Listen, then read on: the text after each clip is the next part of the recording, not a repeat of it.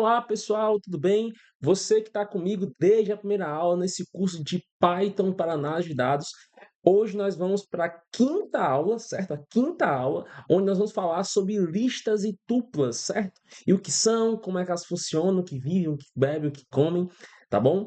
E eu sou Bruno Jerônimo, você é seu instrutor nesse curso gratuito de Python para análise de dados. E se você estiver gostando das aulas, do conteúdo, fique à vontade também para apoiar o canal, certo? Eu sou professor, tenho um emprego e esse conteúdo sempre será gratuito.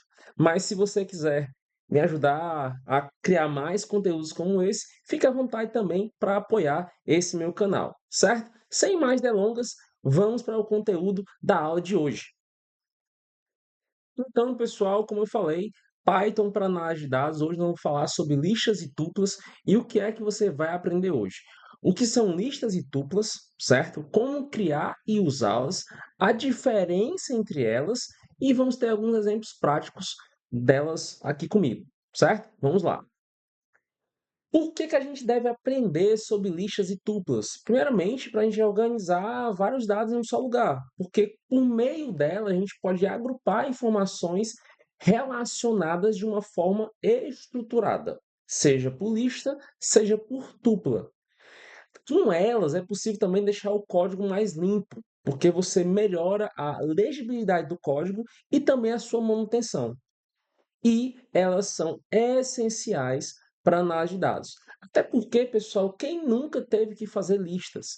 Listas servem para organizar pensamentos, ações. Não é à toa que, como coloquei com exemplo, listas do dia a dia, lista de compras. Você não sai, toda vez que você sai pegando produtos aleatórios no supermercado, você tem grandes chances de esquecer alguma coisa. E as listas servem para que você possa organizar seu pensamento e seguir de forma estruturada a sua busca, a sua pesquisa, e é isso que acontece muito com o Python. E o que é uma lista, certo? Primeiramente, a definição da lista ela é uma coleção de elementos mutável. O que é que significa essa palavra em específico? Mutável, pessoal, quer dizer que ela pode haver mudanças. Então, a gente pode alterar uma lista.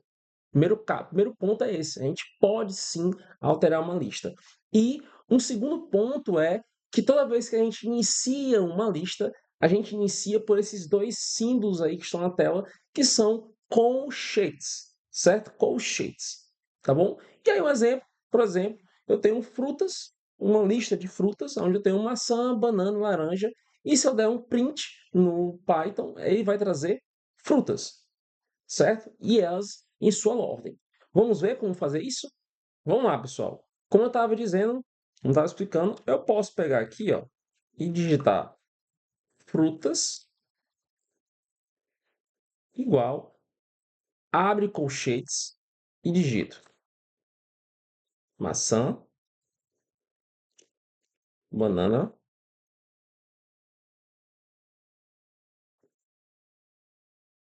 Lembrando que a gente tem que fechar aspas, certo?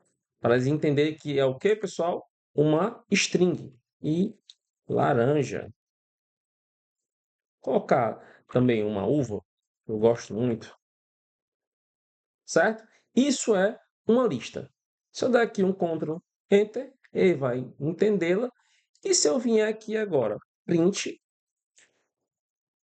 frutas, e der um Ctrl Enter, ele vai trazer a minha lista de frutas, certo, pessoal? Esse é nosso primeiro ponto, certo? Eu tanto posso rodar o print aqui, como eu posso aqui, Enter, print frutas. Dá um Ctrl Enter, mesma forma, maçã, banana, laranja e uva, certo? Isso seria um uso, né, de lista. E agora, pessoal, eu vou mostrar para vocês como fazer operações com essa lista, porque elas não servem só para guardar informações, eu consigo também fazer operações com ela. Nós vamos acessar esses elementos, lembrando que para acessar uma lista eu preciso definir qual é o índice que eu quero achar. Lembrando que nossos índices com Python começam com zero, então se eu quero acessar o primeiro elemento da lista, Então, eu tenho que usar o índice 0, segundo 1, terceiro 2 e daí por diante. Nós vamos fazer uma alteração de valores, então eu vou alterar o segundo elemento da minha lista de frutas, colocando goiaba, e também eu vou adicionar que a gente utiliza o append, certo? Vamos fazer isso agora utilizando o Python. Eu estou pontuando, eu quero apenas trazer o meu primeiro elemento da minha lista. Então, como vocês podem ver aqui, pessoal, no exemplo, ó, eu dei um print, frutas, e trouxe 0. Então, ele trouxe o meu primeiro elemento. Se eu quiser trazer o meu último elemento, vamos lá. 0, 1, 2, 3. Terceiro elemento, certo? Agora, eu quero... Tá aqui. Deixa eu dar só um enter aqui.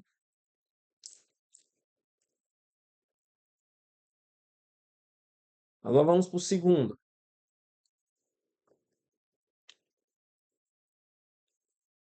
Alterando valores da lista. Agora eu vou frutas. Vou escolher, tá, pessoal? Qual é a posição que eu quero trocar? Ah, eu não gosto muito de maçã, então vou trocar a minha posição 0 e vou dizer agora que eu quero que seja goiaba. E depois eu vou dar um print frutas. Vocês perceberam que dessa primeira lista eu já tenho agora uma segunda lista com o nome de goiabas, goiaba em vez de maçã, certo? Isso eu estou alterando os valores da minha lista. E agora vamos fazer agora uma inclusão de elementos da lista. Frutas com append, a parêntese, e vou dizer qual é o jeito que eu quero. Abacaxi, não, eu gosto mais de cajá. Vamos lá. Cajá. E agora eu vou 20 frutas. Eu tenho agora goiaba, banana, laranja, uva e cajá, certo? Como vocês podem perceber, nós fizemos aqui 3 exemplos de quê, pessoal? De acessando o elemento da minha lista, elemento na posição 3. Se eu quiser colocar o elemento na posição 2, já trouxe laranja. Por quê? 0. E lembrando que em uma lista, certo, do Python, os índices começam com 0. Se for 1, ele vai trazer banana, porque é o segundo, tá? E se for o primeiro, 0. Agora ele está trazendo goiaba, porque eu alterei aqui a minha lista de frutas. Se eu rodar novamente aqui, ó, maçã, e se eu rodar novamente, maçã. Mas como eu vou alterar aqui, continuará como goiaba. Lembrando que programação é de forma sequencial. Na terceira linha houve alteração, então as duas últimas, enquanto a primeira aqui estiver rodando, a segunda vai permanecer intacta. Mas no momento que eu rodar aqui a terceira, a segunda vai ser alterada, certo? E por último, aqui foi uma alteração, como eu pontuei, e por último aqui, uma inclusão de elementos. Na primeira lista não tinha o elemento cajá, eu só fiz uma alteração, e na terceira aqui das minhas operações com as listas, aí foi que eu fiz uma inclusão de elemento, trazendo o cajá, certo? A gente tem outras funções na lista também, que é o remove, pop e len, certo? O que é que ela significa? Remove é para remover.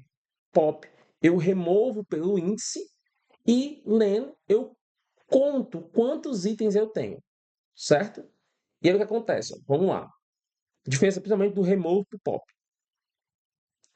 Quando eu venho aqui e digo frutas, ponto, remove e coloco aqui, olha só, lembre-se aqui, ó, ele está pedindo uma string, certo? Se eu vier aqui, ó, frutas, pop, ele está pedindo um index, certo? Olhe bem só o que ele está pedindo. Olhe bem o que ele está pedindo. Aqui ele está pedindo um index, certo? Já quando eu olho com remove, ele me pede uma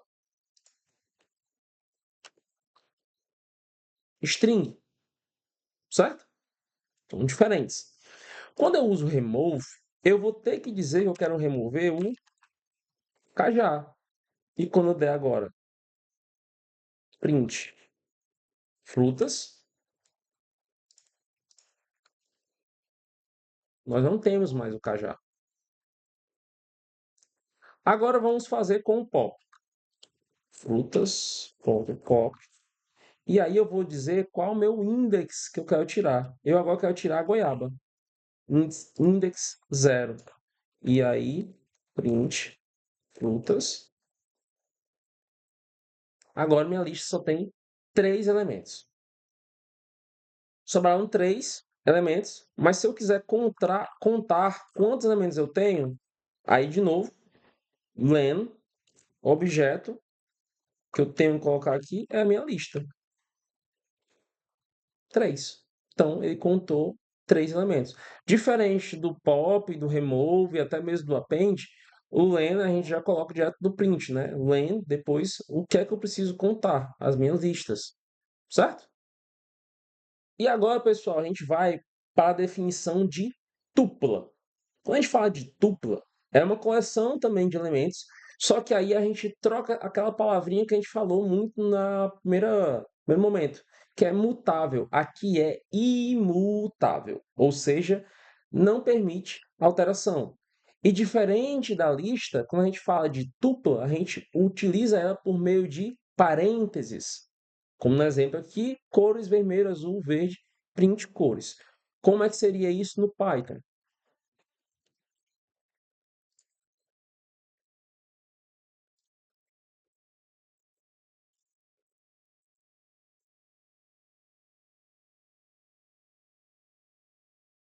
A gente viria cores,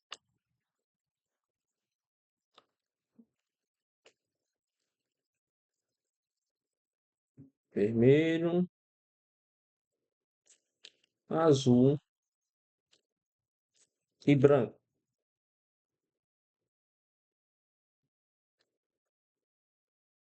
A gente pode anotar aqui, como a gente pode vir também aqui, print cores.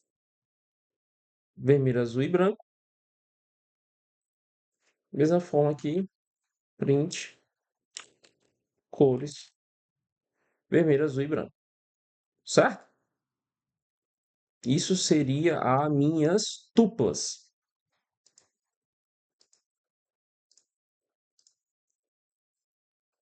E a principal diferença, né? Quando a gente vai para lista, ela é mutável, a tupla não.